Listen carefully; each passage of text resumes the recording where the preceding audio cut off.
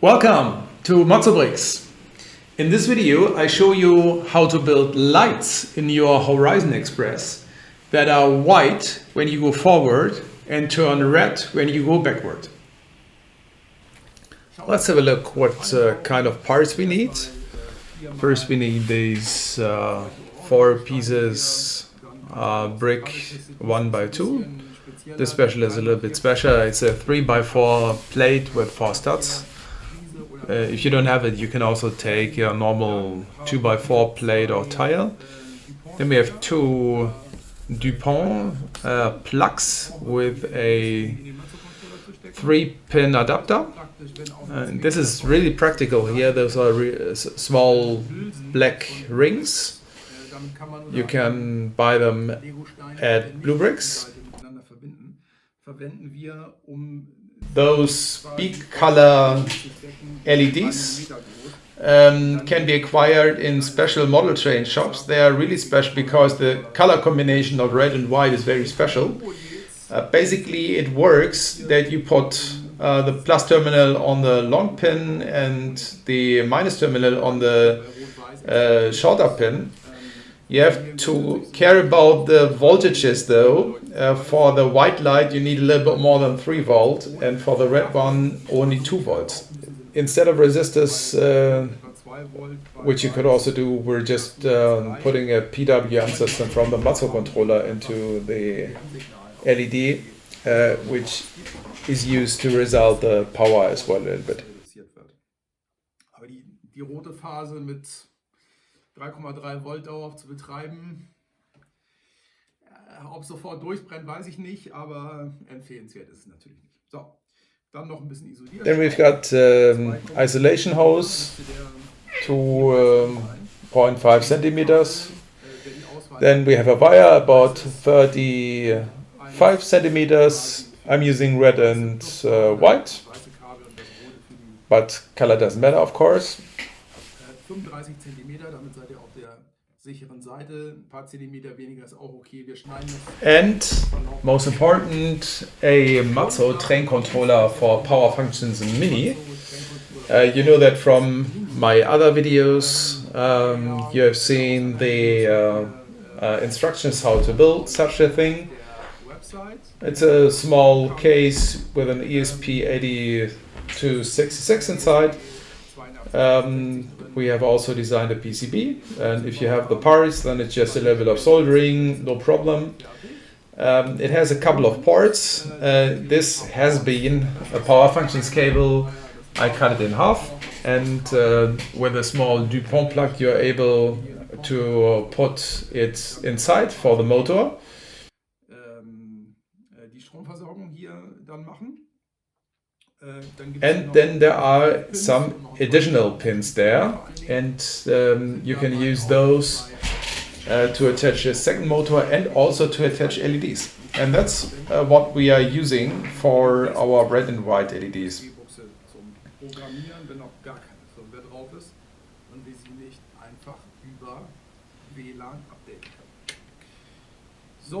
We have the parts, and now it's time to build. I put the electronic parts away. What we do now is to work on the train in 3 phases. Phase 1 is doing a little bit of Lego deconstruction, and we have to care about the electronics. And then in the 3rd phase we are going to assemble everything together again. So let's have a look at the train. It looks exactly like the one that we have already converted, so the exterior doesn't really change a lot. It's important that you have the motor in the front. It's better than putting it in the back, because the train runs smoother and has better grip on the tracks. And also, if you put the motor in the back, then you would have the axles with the Technic bars for the wheels, and then it has more friction on your wheel set. So it's definitely better to have the motor in the front. Nehmen wir die Dächer ab.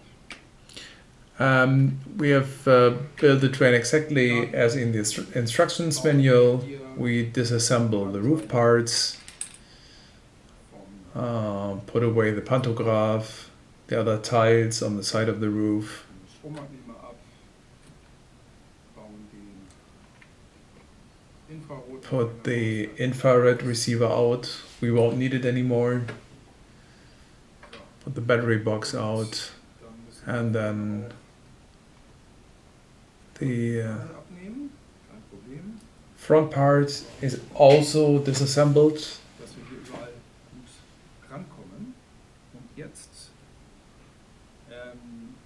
geht es erstmal Folgendes.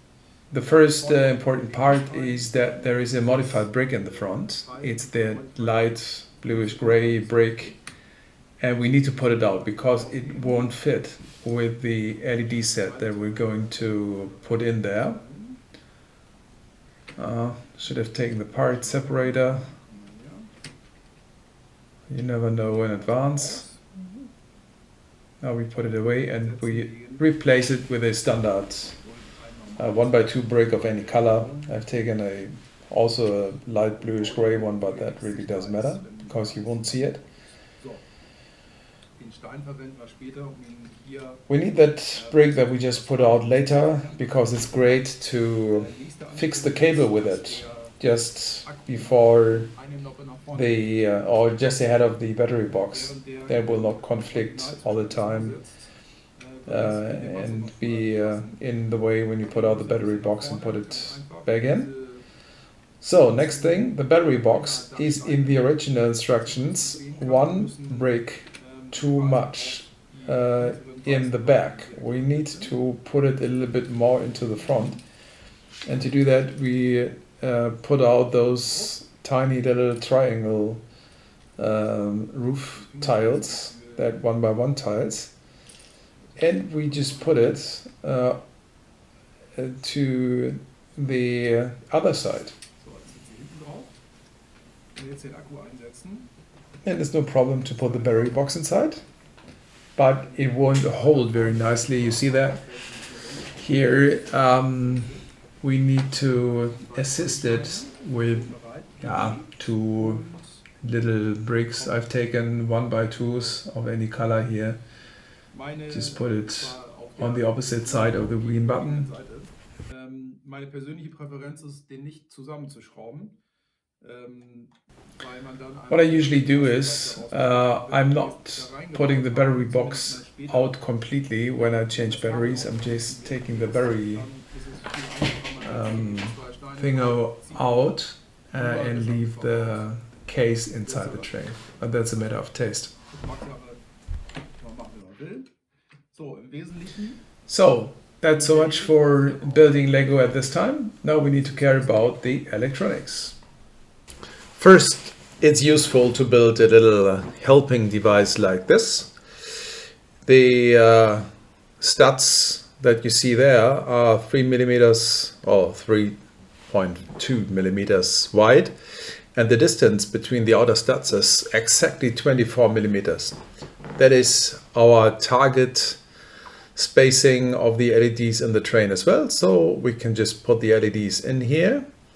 And we must be careful that we have them turned in the right direction. The plus terminals of the LED are a little bit longer than the minus terminals, and that's important, as you will see in a minute. Then we need a little bit of isolation hose, those little rubber isolation hoses that you can warm up and then they get tighter. They should be like 25 millimeters long.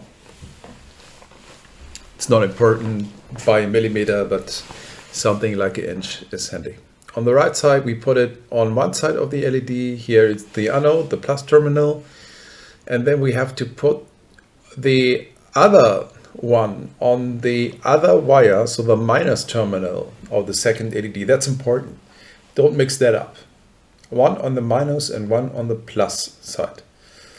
Then we heat up the isolation hose a little bit, that it's tight around the wire and doesn't slip. You can do that with hot air. I'm simply doing it here with the soldering iron. It's probably not by the book, but the result is the same. And when we are done with that, we're taking the isolated part of the LED, so the pin that's isolated, and bend it to the side. And we bend it exactly to that side where the other LED is. That results in the anode of the right LED goes to the anode of the other LED, and the cathode goes to the other cathode, because we want to wire the anodes together and the cathodes together. That's important. We have an electrical connection there. We need to solder the two anodes together, and the same for the cathodes. Then it looks something like that. And you also see that at the end of the LED pins, I have bent a little hook or a little ring. And we need that for the cable. Here I'm preparing the cable. We remove a little bit of the rubber at the end, twist the copper wires a little bit around, then it's easier to put it into the or onto the LED wire, onto the LED pin. And when we've done that, we solder it together. It's useful to have not too few soldering metal here. We need to make sure that the connection there is strong enough and that the copper wire can't work too much, as it will fall off after some time. That's a pretty tedious task, and it's complicated because you need 3 or 4 hands for that. I have a trick. I have this little device that you see there with those 6 arms, and you can use this to fix something that you want to solder onto something else, and I'm using that for the cable. If I do that, the cable is even in the correct direction here. The result should look like this, as you've seen on the picture. Next step is preparing the cable. We're cutting the cable off at a length of about 30 centimeters. Don't do 28 centimeters, then you don't have so much options when you de-isolate the end of the wire here. So 30 centimeters should be okay. And then you have a little extra space for little problems that you create while you try to de-rubber the cable here. So then we make the Dupont plugs on the cable, and then finally we just test it. I've just used a MattzoTrainController here, and I'm using the 3.3 volt output of the controller. Have a little 220 ohm resistor for safety, put in series, and then you see it's lighting white and red. Very beautiful.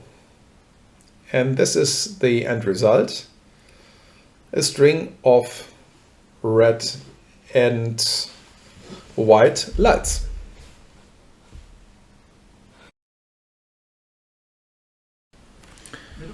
With our new LEDs that are nicely wired together, we're now going back to the Lego train, taking off a couple of parts in the middle, and it's easier to mount the LEDs. Now we put the LEDs into the front, where you would usually put the power functions lights inside. Then it looks like this. And after that, we are using the modified brick with that little holder, and we use it to put it in more or less into the middle of the train. to fix the cable a little bit. mehr oder weniger gut fassen kann und dann an seiner Stelle hält. So sieht es dann in etwa aus. And it looks like this.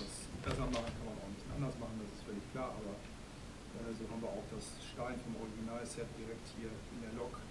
Kann es nicht so schnell verloren gehen. Bauen das Armaturenbrett wieder ein. Now we mount the little brown board where usually the instruments would be in the train. Put the front part on again. Alles fährt Strom dran, rot-weiße Lichter. Jetzt müssen wir den Rest noch fertig kriegen. Now we have to build the remaining parts. Dass wir den Stromabnehmer einen Stein nach hinten versetzen. It's important that we need to put the pantograph one brick more to the aft as it usually is. And as you will see, that's what we need the orange 1x2 bricks for. As I said, they're not really orange here because I don't have them at my place at the moment. Need to order some at Bricklink. And if we modify it in the back like this, then we have that modification done. The pantograph will fit nicely into that space as well and doesn't really modify the exterior of the train as well. Now we put the battery box inside. And as you see, we have already prepared the two 1x2 bricks.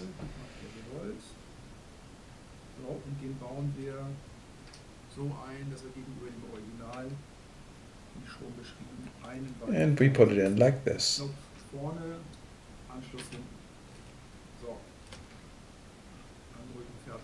Just press it a little bit and then it will be fixed. Now we are taking the MattzoTrainController Mini. The connectors are in the aft, and we have to care about the wires a little bit, as you see in the picture. Put the power functions plug of the motor on the top of the MattzoTrainController where the connectors are. Then we put the little plug that we have built for the LEDs into the connector bar of the MattzoTrainController. Das ist aber Geschmackssache. Kommt dann darauf an, wie man die Konfiguration für den MattzoTrainController gestaltet. Wie gesagt, Rot und Weiß haben unterschiedliche Spannungen, da muss man also darauf achten.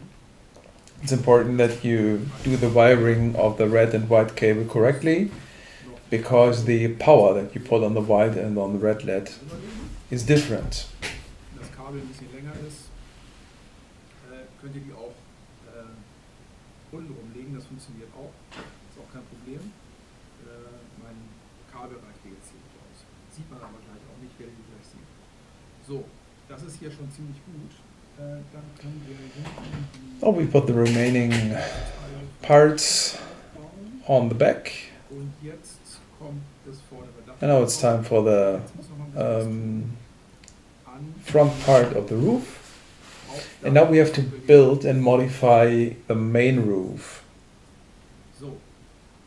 First we have to remove the white round bricks there.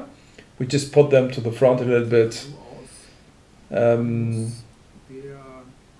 The 1x4 plate in brown must also be put away. We can also fix it just under the roof, or you just put it away somewhere else. And now comes this 3x4 plate. We fix it there in the back with a 2x4 plate. It needs to be put on the right side in the direction of drive. Put the longer 1x8 plate in black under it. The roof doesn't look very fixed and well, but it holds, and it's absolutely no problem to have it like this. We just need the two 1x2 tiles that are on the power functions infrared receiver. And we use the first one for the main roof, and the second one comes put together with those 1x2 plates. Okay, let's mount the roof, mount the little assembly there, and then we're almost done. Just have to put the pantograph on and the remaining parts, and basically the locomotive is then ready. Stromabnehmer wieder drauf. Wunderschön. Und die abgerundeten, modifizierten 1x4 Steine. So. To manually switch on the lights, you hit F1 in rock rail or F2 for the other direction, and then you've got nice white and red lights. You remember those tiny black rings that we put onto the LEDs? They're not just for fixing the lights, but they also are very useful to bundle the light a little bit. This is an example when you omit those little red rings, a lot of the front of the locomotive is lightened up then. Extreme for the red light here. And now again, the difference with those black rings, it's much better. So that's probably useful. Lights during night are, of course, very beautiful to see, as you can see here. Switching lights manually is nice, but what we really want is that the lights are working automatically. So if I go forward, the lights shall switch to white, and when I turn backwards, then I want the lights to light red. And I have configured that in the MattzoTrainController in that Horizon Express. And now let's see if that works. I'm starting the train.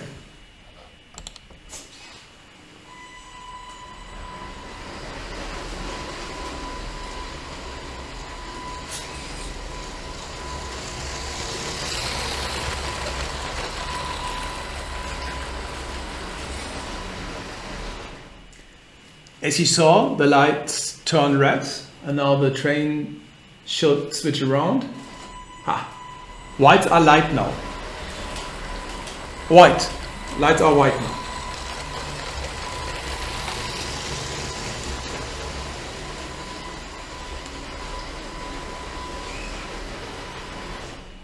And here we are. And when it's changing the direction again, they should turn to red. You expected that? Yes. Oh, that's nice. Very good.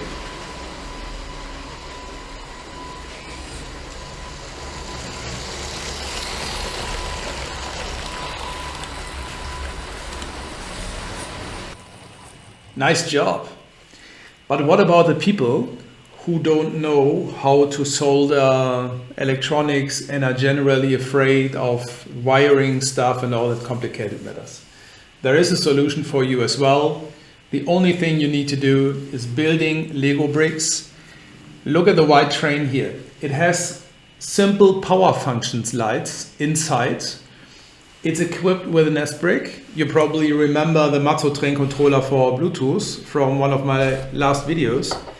And what we can achieve with that solution here, almost unbelievable, is exactly the same as we did in the Horizon Express. I'm switching the lights on for the train. Now they are white, and in the back they are red. And you will not believe it. Now I'm switching the lights on here. They are red here and white there, so they are direction dependent as well. How that works is a little bit too much for this video, but I will show you that in another video. If I've already produced that, there will be a link somewhere here. Just click on it and you will see how it works. So long for today. I hope you enjoyed it. As always, my suggestion is, if you want to stay up to date, in Lego Train Automation, subscribe to my YouTube channel. Check also the website MattzoBricks.com. We have a Facebook channel and an Instagram profile. I hope you liked it. And as always, I'm leaving the trains run a little bit. And I hope you join this channel when I publish my next video. Thank you very much.